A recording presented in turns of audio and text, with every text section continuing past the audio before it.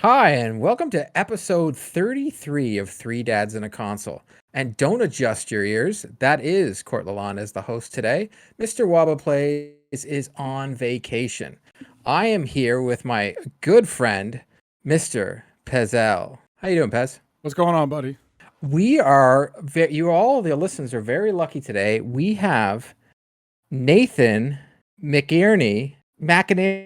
You're, Oh, I'm not. you're, You know what? It doesn't matter. I'm going to screw you're, it up. It doesn't matter. you're so close. You're so close. McInerney. Okay. Like Bird and Ernie. McInerney. Yeah, but so all I was thinking was Bert and Ernie as I'm saying this because you gave me the whole phonetic thing of saying it. But as I can always say to people, say my last name. Lalonde? It's close.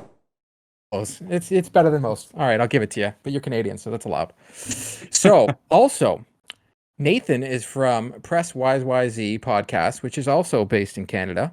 So today, Mr. Pez is the lone wolfer here. So technically, we having a Canadian podcast today.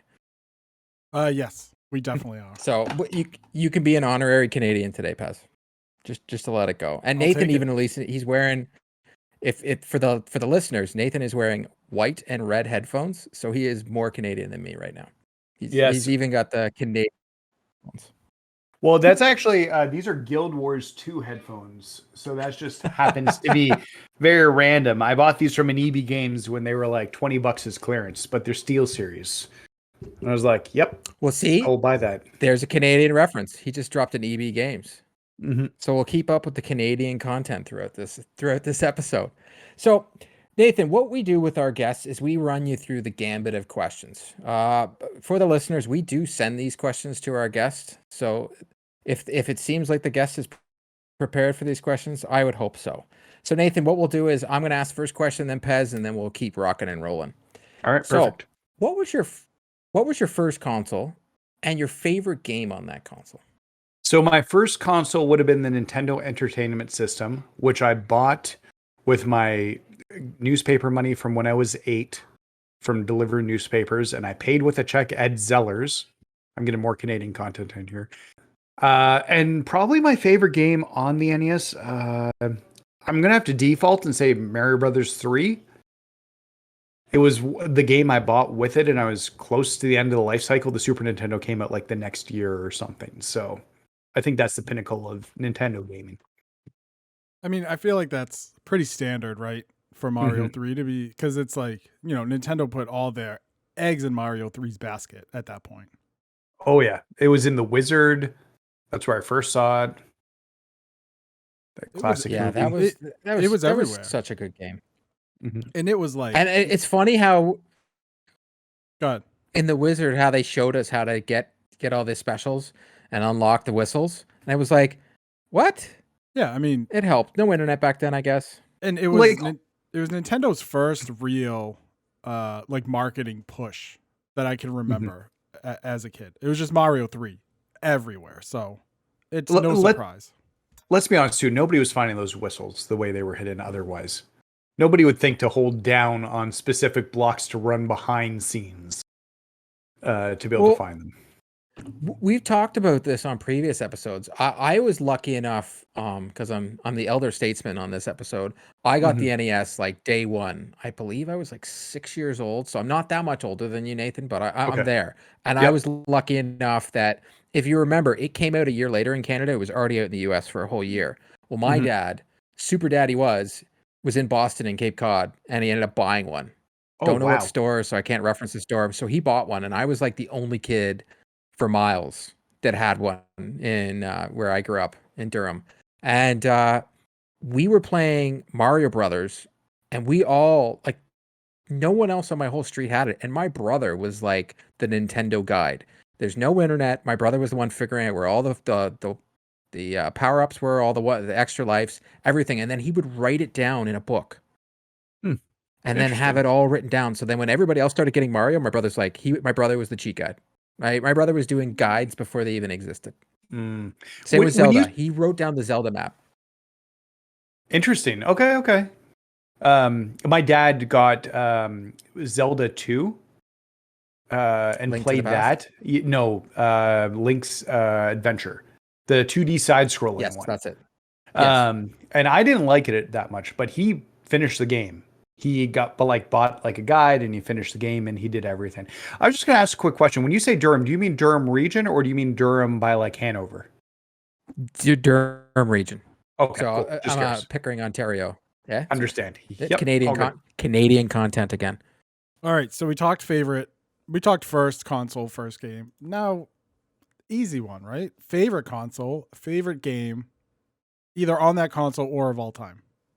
Well, my favorite console is the Super Nintendo. I think it's aged super well. I think the 2D graphics, the sprite graphics have aged much better than, say, like the original PlayStation or N64, like early 3D polygonal stuff. So it's much easier to go back to. If you're going to ask me my favorite game, this is going to be a poll because some people do know about this, some people don't. But Breath of Fire 2. I played a lot of RPGs when I was a kid. Breath of Fire was Capcom's entry into the RPG market, and did a lot of really cool, fun things. And I'd played a few RPGs here and there, like Final Fantasy Legend 3 and some of the Final Fantasies, but Breath of Fire was just great. And it both Breath of Fire 1 and 2 are available on Nintendo Switch Online. It's not Virtual Console. Nintendo Switch Online. Oh wow! Now Pez is gonna have to play that game. Oh, if an old school RPG, yes, you know I am right up my alley. Now, when we Skip. say old school like RPG, we're talking like Final Fantasy style RPG. Yep. Oh, man. Turn-based, fun, good, like great looking sprites, good characters. Skip 1, go straight to 2. There's combining characters to create other characters that's built into the game. So you can like turn your party members into combine them into other party members. There's city building aspects in it. It does things with religion story-wise that there's no way years later that could have happened. Oh wow, I'm in 100%. It was well ahead of its time. So that sounds right up my alley. And also, he picked the Super Nintendo, which to me as well, Nathan, best console. A+ guest already. Yeah, like you're just rocking Boost it. You're them up the Canadian and charts. you picked the Super Nintendo. Yeah, it's just fantastic. I'm agreeing with you. It's the only a mini console that I bought. I did unlock mine so I could put the Nintendo games on it. The original NES. Oh, look, he's already going to get it. Oh, you got the Famicom edition. Well done. I bought this when I was in Taiwan, actually, 2 years ago, and I saw it on a shelf, and I'm like, oh, I need to get the Super Famicom. So, wow. Yeah, I love that console so much. Like mine went yellow from the original gray. It turned a little yellow, but it was just that console that it just did so many great things, had so many great games. It just did so well. All the Super Nintendo games have aged much better than the Nintendo games for the most part. There are some great Nintendo games, but the Super Nintendo games have held up much better because the developers knew what they were doing. The sprite graphics hold up much better. 3D, even when you go back to 3D on the PS3, sometimes you're like, oh, that still doesn't look great. And the sprite graphics just work so well. So Nathan, I know you just told us about your favorite console of all time, which was mine as well. What is your current setup for playing games? Are you a PC, you console, or doesn't matter? So I prefer console. I've always preferred console, and I think it's being on the couch and gaming on the couch, which is where I like to do that. So that's kind of where I'm at. And with my TV setup, I've got my PlayStation 5 and I've got my Series X, which is a new addition to my lineup. I do have a PC that's capable of playing games. Like I could run 1080p at 60 FPS, no problems. But it's not my preferred method. I don't like being stuck in the basement playing games. I'd just rather be in the living room on my couch chilling. So as someone as myself for this gen is got the Xbox, what is your impressions of it so far? Because it's good. I've been in the PlayStation ecosystem for like a bazillion years since the PlayStation 1. I've never owned an Xbox, and there's things. I think the menu system I like better on the PlayStation 5. And like the games are there. We'll talk about Ratchet and Clank in a bit. But like the franchises I've always loved are there. Now I've enjoyed tweaking around with Game Pass right now. I think Game Pass is a good deal. But for me right now and where I'm sitting, I think the Series X will be my Game Pass machine, but I don't intend to invest other money beyond the Game Pass into that console. So, Fair and enough. I'm curious how many more people will be like me in that regards. But like, there's no point in like, I've got 500 plus digital games on my PSN, like my PS5 when it says what's available. There's no point in me starting to move some of that to a different ecosystem. I'd like to keep it all in that same place. Yeah, are you a trophy hunter or? Well, we'll talk about that at Ratchet and Clank. I obviously your son now has become one, but Yes, I've got about. I just popped my 57th platinum. So it's not something where like I'm like there's hardcore people who go for like, Cozy on our podcast. He's got over 100 platinums, and he is a big trophy guy. But I tend to get them for games that mean something or that I'm enjoying. So and I'm 100% with you on that. Sometimes like Assassin's Creeds, I usually platinum, and then this year Valhalla just didn't do it for me. I just felt it was too much of a slog. And I said to Pez was like, "Oh, you're still playing." It was the only game I played on the PS5 for months. And I'm like, "Yeah, I'm just done with it. I couldn't continue with it." yeah, But I did a whole because of the whole pandemic and we've been locked down longer. I did a whole like theater system in my basement here. So the Xbox has become my go-to because gotcha. it's got the Dolby Atmos. It's got all the, but I'm still anything that's on the PlayStation. Like I still at playing Mass Effect on that. It's definitely my Game Pass machine. I don't think I'm gonna add games that are not on Game Pass to it, but I will choose, say, the Ubisoft game, the next Far Cry. If it's got more bells and whistles on Xbox, I think I'm gonna get it on Xbox. Yeah, I and think I'm that's curious. how I'm gonna make my decision.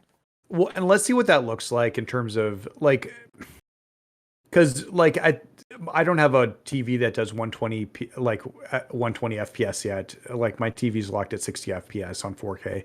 So I'm curious to see what that looks like and what differences look like between consoles in terms of gaming. I'm playing Gears 5 right now at the 120, and I don't really notice it. When I started getting 60, I literally messaged Pez and I was like, I don't know why. I don't know where I've been this whole time. I was playing Spider-Man and I was losing my mind. I Yeah. don't notice that big jump from 60 to 120. I noticed it from 30 to 60, but when I'm playing Gears 5, maybe because it wasn't made for 120 and they just unlocked it to the frame rate, I still find Gears 5 to be clunky. And I'm not falling in love with their exclusives like I do with the PlayStation ones. That Yeah, makes sense. the only one that I've like fallen in love with is Forza Horizon 4. And I'm super excited about 5 coming out later this year. Like that game is special. But I need to just play the Halo games because I've never played them and I'm not clicking with them and I don't know what it is. Not everything should click with you, but I'd like to try and click with it now that I've got the ecosystem. So Well, I've grown up playing all the Halo games, but if you go back to them, the controls are very old, and they're very hard. Especially if you're used to playing modern shooters, they are very hard to get back into. And that could be part of it. yeah, Because the control scheme 100%. is bad. Yeah, and it was one of those things like we were talking about the N64 on Press YYZ this week, and we brought up GoldenEye, and those controls don't hold up in any fashion Horrible. today. Horrible. Horrible. Like if you tried to use an N64 controller, that thing would feel so weird if you tried to use that nowadays. Yeah, I've told the story on this podcast before, but we at PAX 2019, it's like I can't even remember what year it is anymore. PAX 2019, we went and we played. You know, they let you like rent out basically a console, so we played GoldenEye, me and two of my friends, and 15 minutes later it was like, yeah, get rid of this. We got No Mercy, and we had a great time playing for 45 minutes, doing a Royal Rumble, just laughing away. GoldenEye was bad. Give me that AEW game, which is supposed to be taking No Mercy into. I can't wait. Really, yeah, excited. it's going to be so good. I platinumed 2K20 earlier this year, before WrestleMania, because I had a wrestling bug. But it's not a great game in any fashion. Yeah. So yeah. I'm jonesing for a new wrestling game because the 2K games always felt so stale. Like Universe Mode felt so stale. And shallow. Now that I'm on PC, there we have Fire Emblem Pro. Like there's a lot more variety, but I want something that harkens back kind of to wrestling games prime. Yep. Right. And that No, was I No think Mercy, stuff like that. that Kenny Omega's going with the AEW games division. So fingers crossed we'll see something like that. But it could take them a year or two to get the kinks worked out. That's my biggest fear, as they're new into development. So we'll see. Right. So speaking My of biggest recommendation, hold on, before you go there, Paz, Yeah. he needs to know you need to hop into Sea of Thieves. That's all I'm going to say. Just give it a try. Okay. That will be one of the exclusives. You're like, I'm going to play it. It's I turned just so Court good. into a But then pirate. go. Yeah, I'm loving every minute of it. Court for forever was like, oh, Sea of Thieves. Yeah, you're a pirate. Whatever. It looks dumb. Whatever. There's nothing to do. And then today, gave him a good hour. Gave him that little tutorial of this is what we're doing, and now he's all in. Awesome. Yeah, I'll have to check that out. It's on my list of things to get to, especially with. I've never been a big Pirates of the Caribbean fan, but it looks like cool DLC, so I'd like to check it out. So we're talking about playing games. You've mentioned the YYZ podcast. How do you, as a dad and family man, how do you balance that gaming and doing podcast content creation and all that? It's a tough balancing act. I think part of it is I've got like a schedule. Like I know every Wednesday I'm recording the podcast. I know Thursday nights I stream on the channel. So it does make it easier because we can work around those things. And my kids are typically in bed at that point, so it's not usually a big deal. I'll still play games like when my kids are up, they'll watch me or like I don't tend to play with them a lot. But they'll watch me game or I'll game downstairs. We have a playroom for them upstairs with my old hand-me-down systems that they can use. So I find the schedule to be the biggest part of all of it.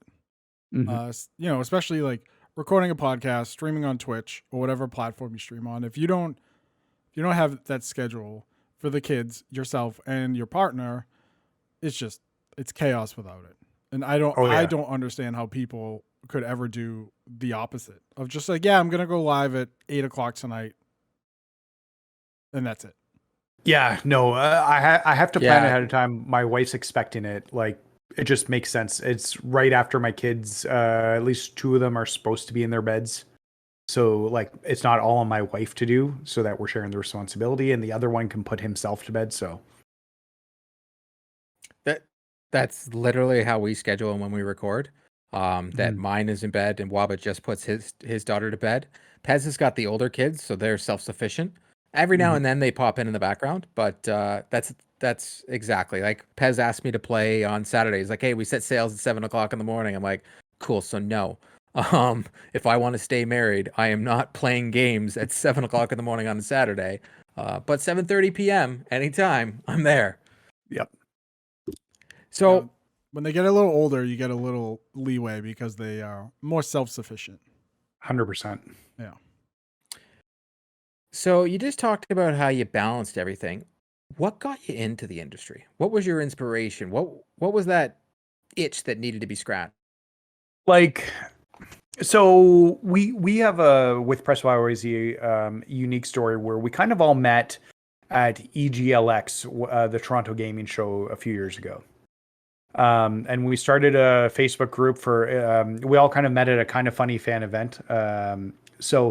And we started a Facebook group for Kind of Funny Toronto, which allowed us to connect. And the plan was to do meetups and that sort of thing. And really just to use it like when we had other events that would be in Toronto where we could communicate easily instead of trying to do it through a main Kind of Funny Facebook group. He's peeking over your shoulder. Yeah. That's hilarious. So yeah, sorry, where was I? So we kind of all met at the conference, and then we got brought up in the group about starting a podcast and who was interested, and I happened to put my hand in there because it's something I always had wanted to do. I've been listening to content for years, and I think I have opinions that I like to voice. And it's just what it really turned into, though, was us just being able to talk about games and what we were playing and having a friend group. I think, like, as you guys can probably agree with, as you get older, your friend group kind of drifts away a little bit, especially once you have kids, because your focus is on your kids and your family life. Like, going out isn't easy. Babysitters are expensive. You don't want to be out all the time and leave your partner alone. So it gave me an avenue to talk about games with people, and just, yeah. So that's kind of where that all came into. So we like created the Kind of Funny Toronto group on Facebook, and then we further decided to start the podcast. And we didn't want to put Kind of Funny branding on it like some other groups had done, and so we came up with Press YYZ because of the Toronto airport. This dumb American. I was waiting. I I was waiting for Pez to ask. I was like, I still, as a person that's lived in Toronto his majority of his life since he was 6, I still don't understand the YYZ, but is what it is. Every airport has like a 3-digit call sign. That just happens to be ours. Yeah, I know. See, you could have thought of anything, but hey, it's a thing to get onto. If you asked me, like, why is it called YYZ, my mind immediately went to Rush because they have a song called YYZ. So I didn't know if it was like a Rush Canadian reference, but that's where I went. No, I'm pretty sure the airport was there first. Yes. No, I know that, but I wouldn't have said it was because of the airport. Said if you asked me. Okay, fair enough. That would have been mine. So the guys like to make fun of me because I have terrible opinions all the time. What is your most unpopular gaming opinion? I've got a few. The most unpopular one is that I don't like Breath of the Wild. Like, it's just never clicked with me. It's not a Zelda game that I enjoy. It's not what I want. And when Link's Awakening was redone or with remaster, I think it's just called Link's Awakening. Does it say remastered on it? Anyways, when they redid Link's Awakening, that was a much more enjoyable experience for me in terms of a Zelda game. Breath of the Wild just doesn't click with me. Like, if you want to talk others, I don't think there's ever been a good Sonic game. Maybe Sonic Racing, because it doesn't involve actually playing as Sonic. It involves driving a car. And I think all the Crash Bandicoot games are bad games. I think there's a reason that method of 3D was never used again. And when 3D platformers went to the Mario 64 style, running towards a screen is not a good way to play platformers. Fair. 100% agree.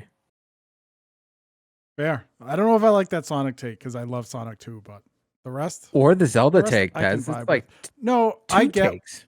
I get why people don't like Breath of the Wild. I get it. The weapon system is horrible. Yep.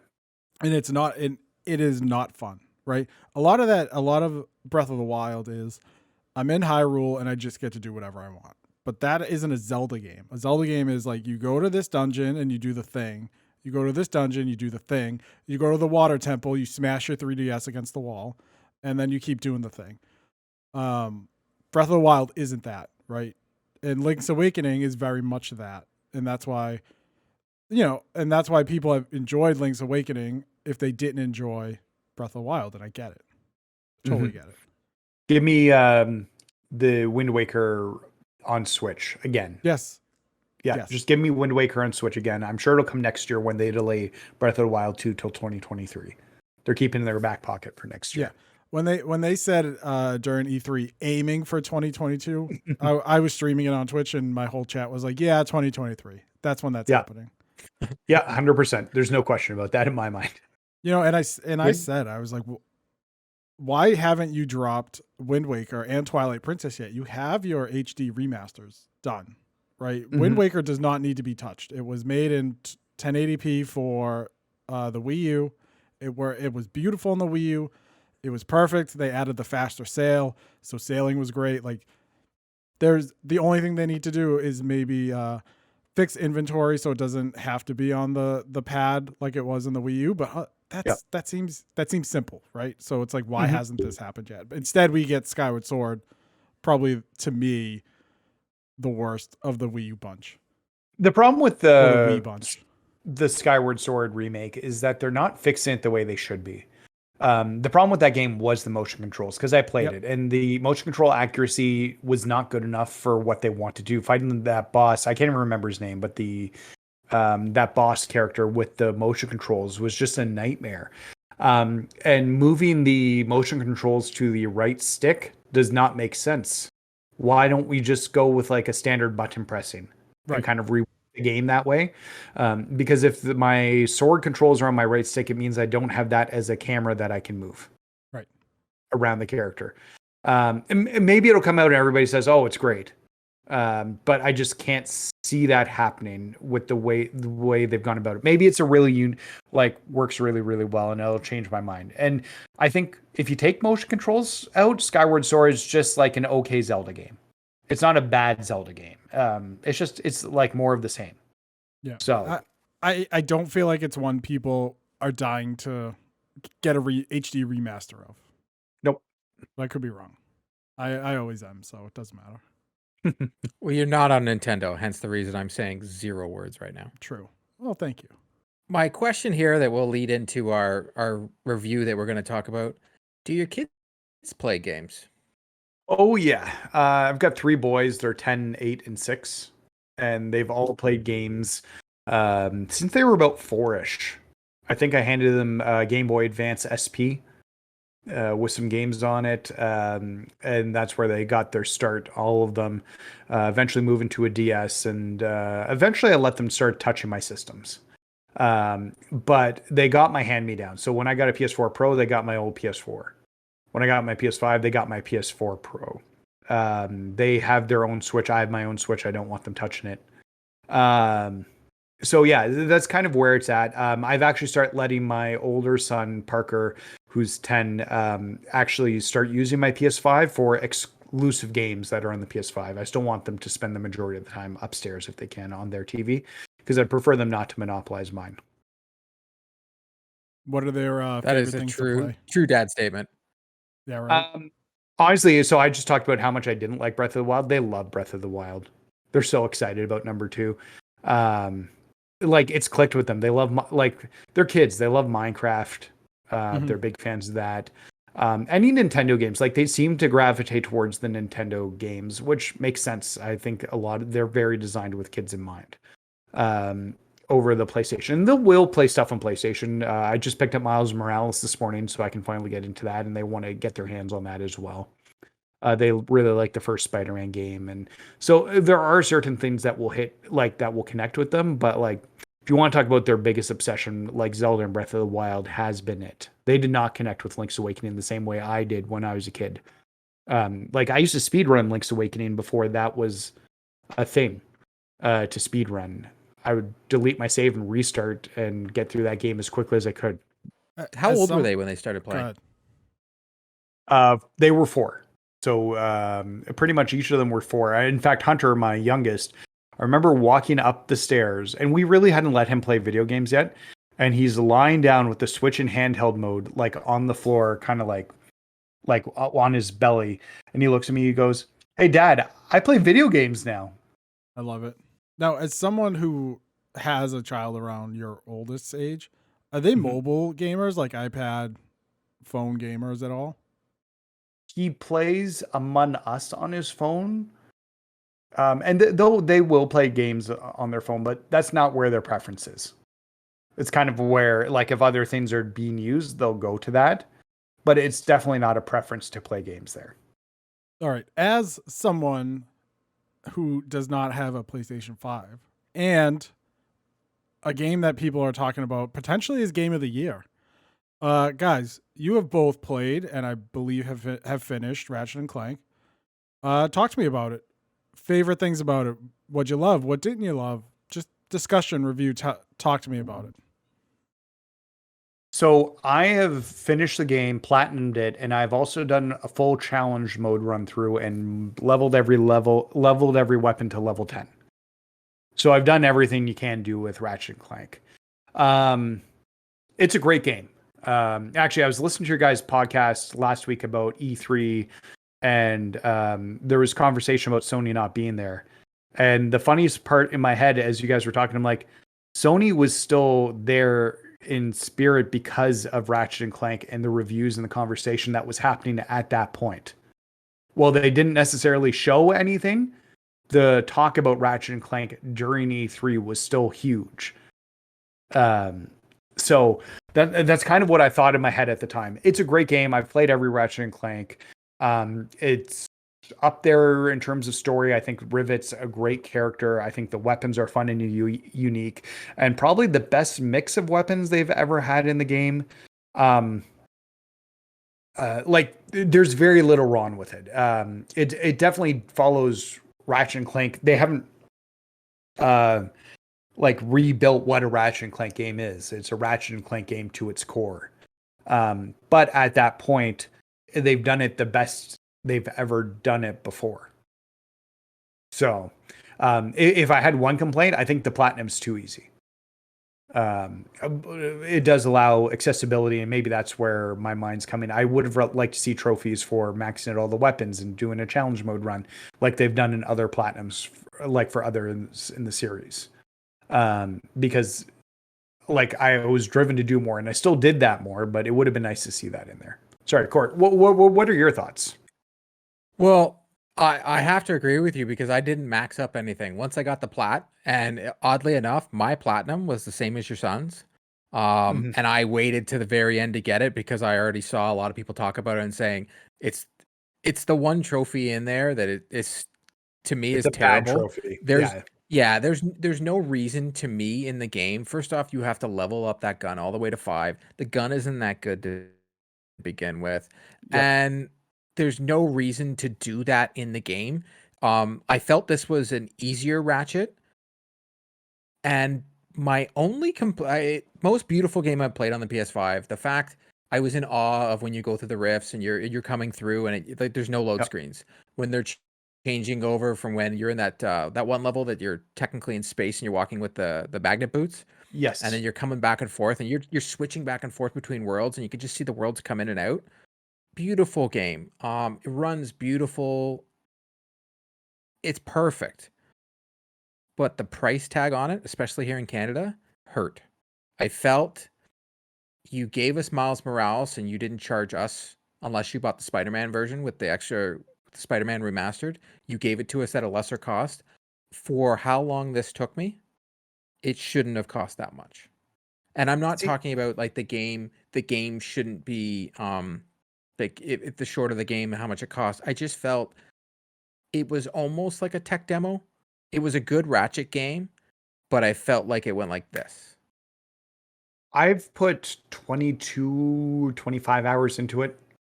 Now I will say I didn't pay for the game. I got a review code for it.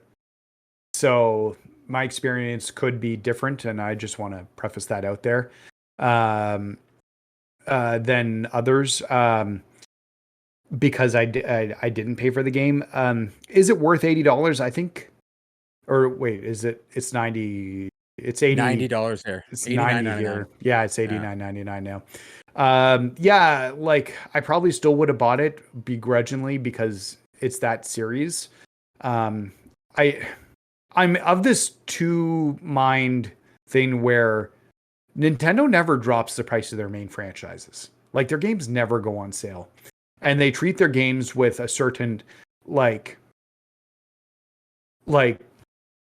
aura that these are high value games that you need to play, and they don't drop their price. And PlayStation doesn't do that sometimes. Like the PlayStation 4 generation, you were able to get God of War for like 10 or 20 bucks on sale.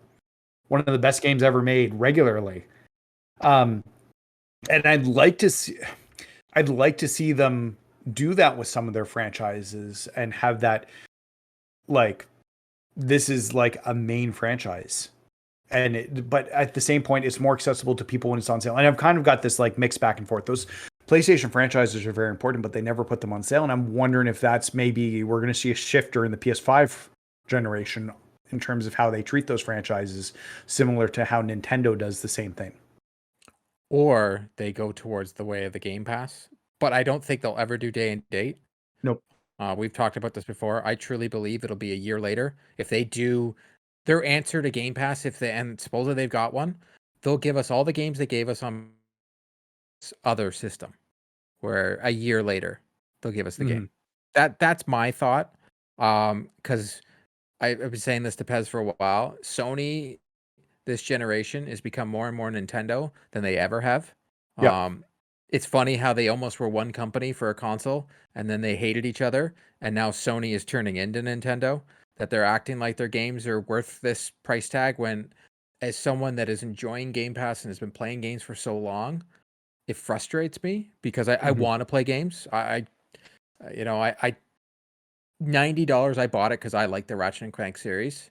but I just felt it should have had the same price tag as Miles Morales.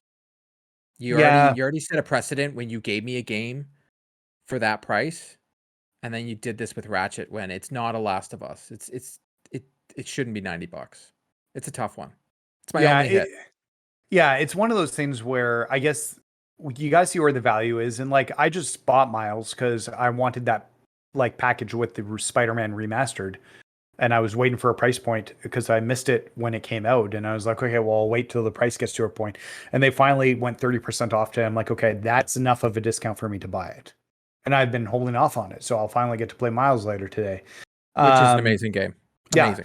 100%. But really, I think it is going to come down to when stuff hits certain price points. I didn't buy Returnal either. I'm not sure I'll click with Returnal. I don't want to spend $90 on it at full price. When it gets a sale, which is more reasonable for me, I probably will give it a try at that point.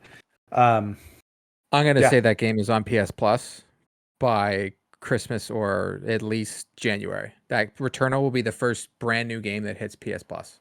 I'll put it to summer next year. Fair enough. I heard people talk about Sackboy being that game, but they have been pretty good solid with Sackboy and not dropping its price a huge amount either. So I think they'll hold off on that one a little bit longer too. Yeah, I put out a hot take today that so far my favorite PS5 exclusive has been Astro's Playroom. Astro's Playroom is fantastic. It's like a so fantastic game. Yeah. And I know it's a tech demo, but I love it. Mhm. It's just such a good game. It's the one game that I haven't taken off my system yet. Yeah, 100%. Pez, have you ever played a Ratchet game? I know you sold your PS4 and your console and it's getting ready to calculators all sell. the It's way. back there. Oh, okay. I was just cleaning it up. Have I played a Ratchet game? No, I haven't. Growing up, I was never a big, I guess I'll call them mascot type games outside of like Mario and Zelda. Like Crash Bandicoot, I played Crash Bandicoot 1 on the PlayStation 1 and I was like, yeah, that's fine. And then, growing up, we were like sports games, shooters. We were big, like, we had a PlayStation 2 and we used it a lot to play SOCOM. Like, that's what we used it for. And Madden. And then I had an Xbox, like the OG Xbox, like the Duke, right? Yeah. And we played Halo. We played Halo 2 because my brother and I shared a room basically until we were 20. And if you didn't have co-op games, you weren't playing anything because it was a fight. So that's what it was. Yeah, I get that. I was slightly older and I grew up with 4 younger sisters, so they didn't have that same affinity for video games. Mm-hmm. So it was pretty much just me, and I was always more into the single player, I think, because of that. But like with Ratchet, what caught me and always caught my eye were those commercials. Just like they did with Jack and Daxter, or not Jack and Daxter, with Crash, with the mascot. They had the commercials with the crazy weapons that would turn people into things. And I was like, I gotta check this game out. Like, you can turn things into chickens in this game? I gotta check that out. It's the same reason I bought Destroy All Humans when it came out, because there was an anal probe weapon that you could use. I do think this one had an overarching story that got more serious than ever in a Ratchet game. There was a lot of undertones that they haven't really dealt with in a Ratchet games are kind of fun. They're bubbly. They're always making jokes. Even the weapons are jokes. But Rivet's character had a lot of bad things happen to her in her life. And same with, I think its name is Kit. Like, Kit, yes. Kit, Kit did some bad things to Rivet that Rivet didn't even know. And then they have to get, like, there was stuff that I felt for the first time ever. I'm like, wow, they actually went a different direction. They didn't make it all bubblegum. Like, anything to do with Ratchet was like fart jokes, but anything to do with Rivet was like dark, and it was good. The story I was more compelled in. It was the first Ratchet game in a while that I'm like, oh, I actually care about the story. I think they learned from Spider-Man quite a bit in terms of writing Spider-Man, because the Insomniac team did a great job with that first Spider-Man game. That final boss fight almost had me in tears with like the emotional connections they built up in the characters. And I think they figured out how to do that with Ratchet. And like, yeah, Rivet's life sucks, or has sucked. She's made the best out of it, but she lives in a terrible universe, and she's like a mere opposite of Ratchet in terms of that.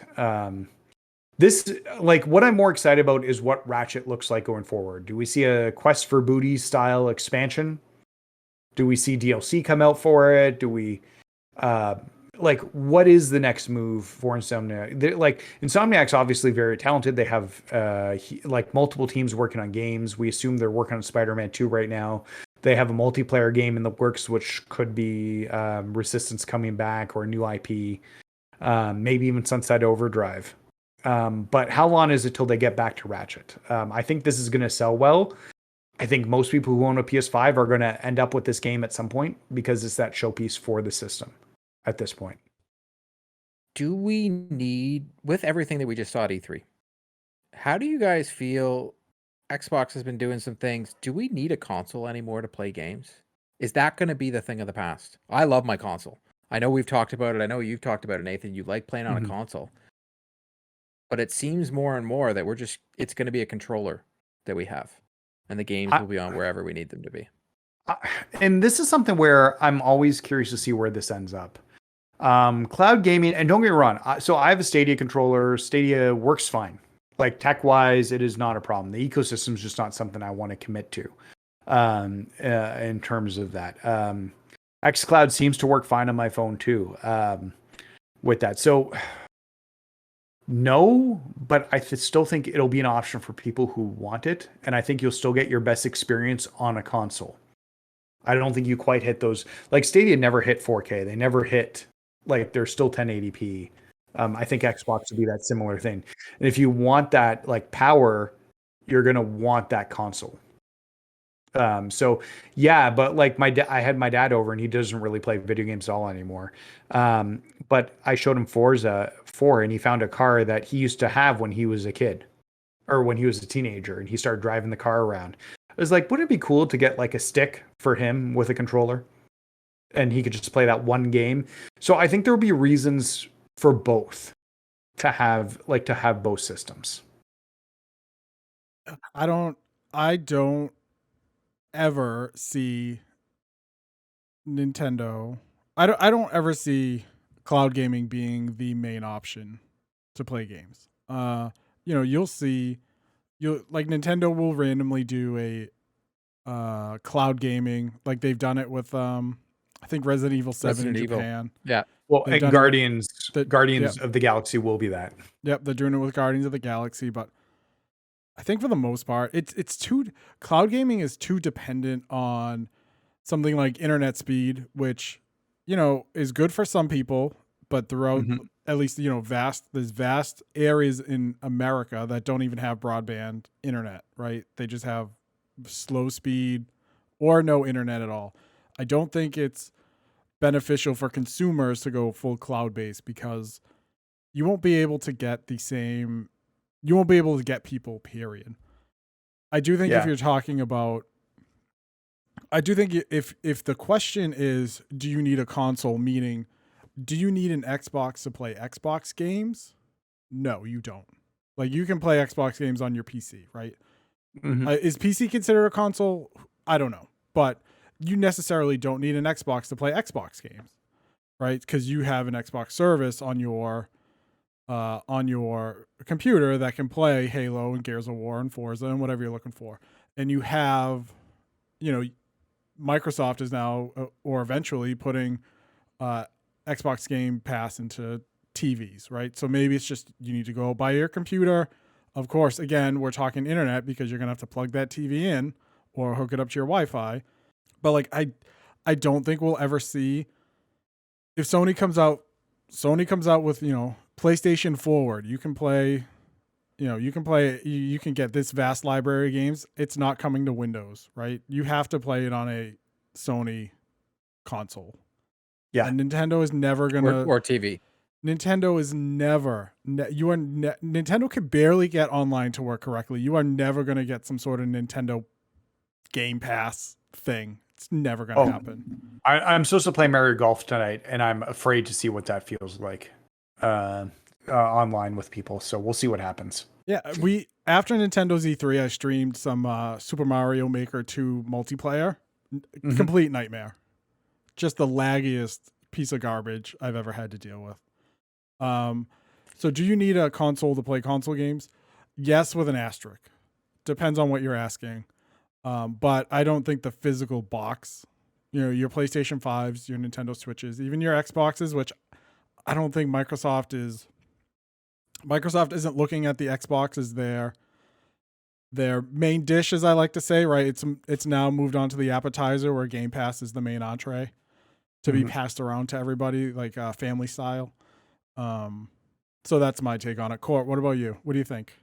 Well, I'm with you guys. I truly think that I grew up as a console kid.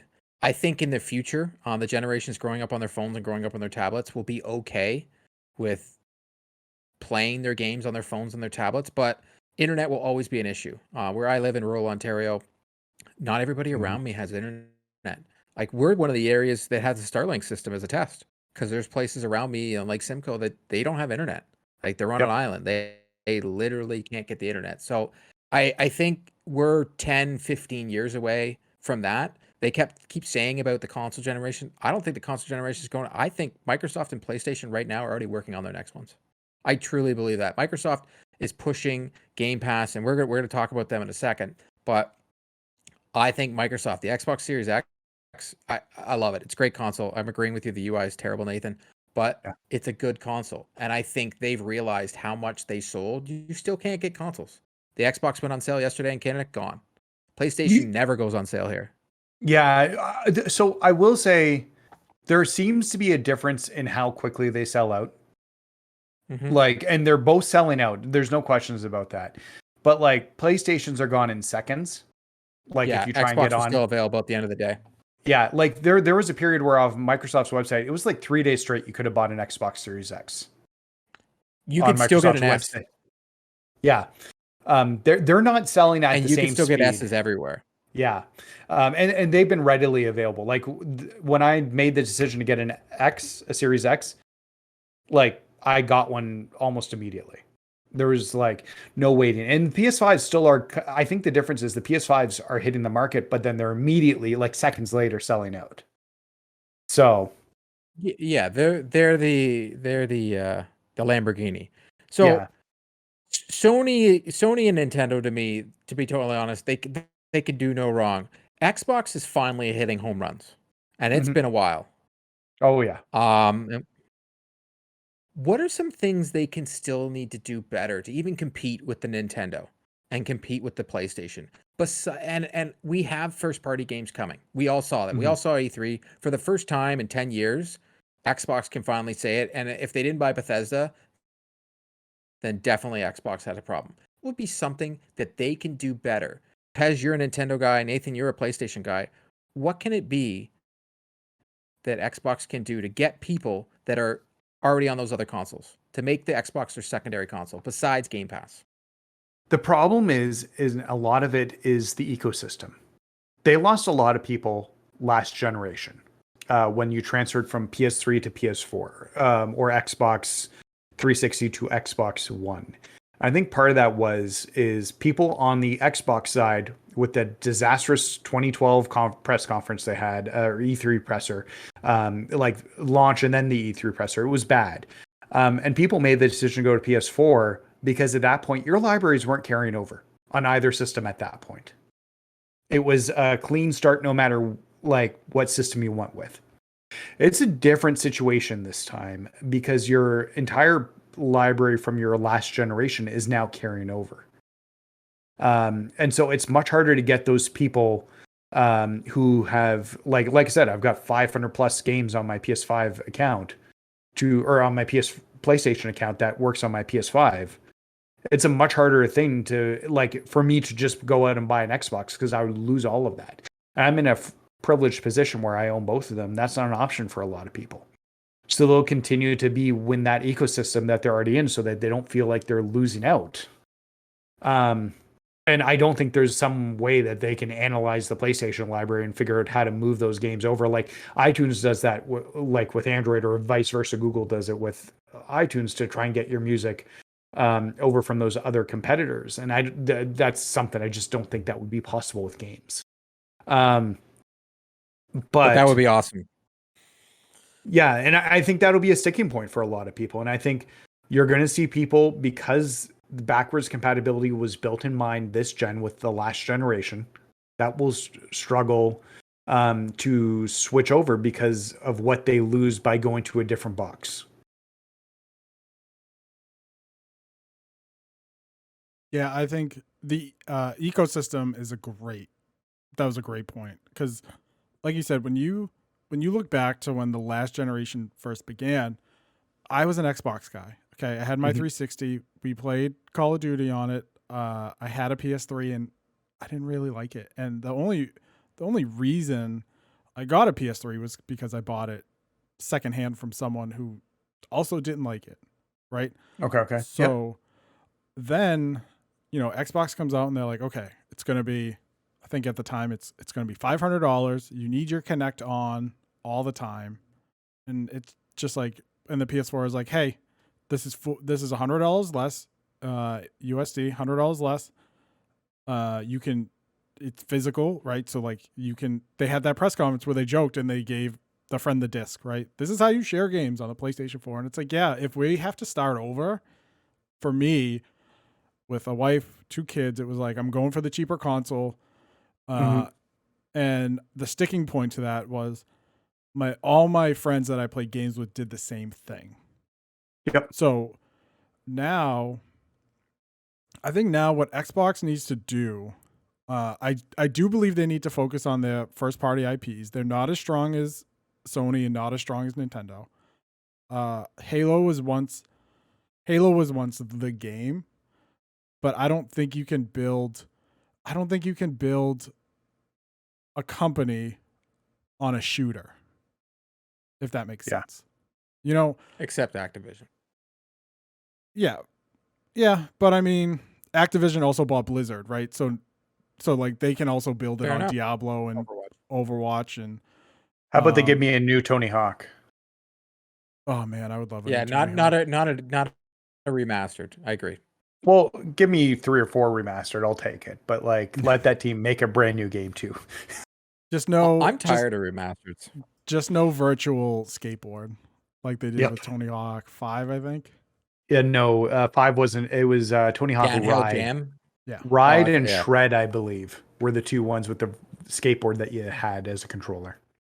So Xbox, when it comes to first party games, Xbox is going to get there, right? Because now they have Bethesda, right? So they'll get there with their Fallouts and their Skyrims and their Starfields. And what we saw of Forza 5 looks incredible. If that game is what they showed, it looks, I'm not like a racing guy. I'm going to pick it up for my PC and I'm going to play it because it just looks amazing. And I think if they could do something with Rare to do a Banjo-Kazooie game, right? And maybe you then bring in a cutesy platformer for the families that has that nostalgia for people like us, right? For the dads, the moms, the adult gamers that played Banjo-Kazooie, Banjo-Tooie, whatever. I think then you can see Xbox really start to make waves. But until then, they're always going to lose the first party battle to Sony and Nintendo because, Nintendo has the legacy, Mario, Zelda, Donkey Kong, and Sony has all the hits has all the recent smashes, right? The Last of Us, Horizon, Tsushima, like the game Spider-Man, right? So Xbox needs to do something because they don't have the legacy people and they don't have the current people and they need something to bring them in. Yeah. I was going to say too, as you were talking, Xbox is filling out their catalog in a much better way than they were in terms of genres that are available. Because it really used to just be shooting and racing, were what Xbox was known for. So they're definitely like, they've got Psychonauts 2, which is going to fill that like 2D or like 3D platformer type. We'll see how great it is. It's been in development for a bazillion years, so I hope it's good. But something that they still seem to be missing even after this E3 is kind of that Sony third person over the head adventure game. Yep. They seem to be going with a lot of cooperative Indiana Jones. Well, think? that's We don't know. it's very I think far it will off be. too. It Oh, should yeah. be, but they said today it's like really far off. So we're still talking years away from that. Oh, They've yeah. got You're right.